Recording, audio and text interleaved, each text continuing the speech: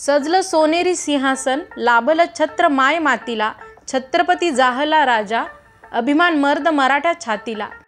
छत्रपती शिवाजी महाराजांनंतर स्वराज्याची धुरा आपल्या खांद्यावर समर्थपणे वाहिली संभाजीराजे यांनी। 16 जानेवारी हा दिवस छत्रपती संभाजी महाराजांचा राज्याभिषेक दिवस म्हणून साजरा केला जातो।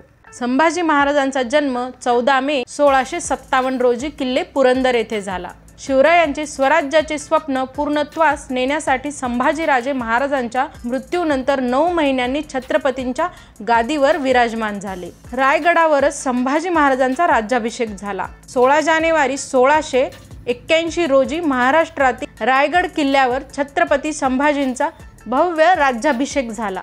तर दुसरीकडे छत्रपती शिवाजी महाराजांच्या मृत्यूनंतर मुघल सम्राट औरंगजेबाला वाटले की तो आता रायगड किल्ला सहज काबीज करेल, पण रायगडाच्या सत्तेवर छत्रपती संभाजी महाराज बसताच औरंगजेबाने जेव्हा रायगडावर हल्ला केला तेव्हा तो छत्रपती संभाजी राजांकडून पराभूत झाला। जेव्हा संभाजी महाराज कपटाने पकडले गेले तेव्हाही संभाजी महाराज यांनी स्वतःवर होणारा छळ आणि अत्याचाराविरुद्ध धैर्याने लढा दिला। शेवटी 11 मार्च 1689 रोजी त्यांना कैदेत वीरमरण आले। भारताच्या इतिहासात 16 जानेवारी ही तारीख खूप महत्त्वाची आणि अभिमानाची आहे। याच दिवशी छत्रपती संभाजी महाराजांचा राज्याभिषेक सोहळा झाला। वयाच्या अवघ्या 32व्या वर्षी 128 युद्ध करणाऱ्या छत्रपती संभाजी महाराजांचा राज्याभिषेक दिन मोठ्या जल्लोषात साजरा केला जातो। जंगलात सिंहासमोर जाणारे भरपूर होते, पण सिंहाचा जबडा फाडणारा एकच होता, ते म्हणजे छत्रपती संभाजी महाराज।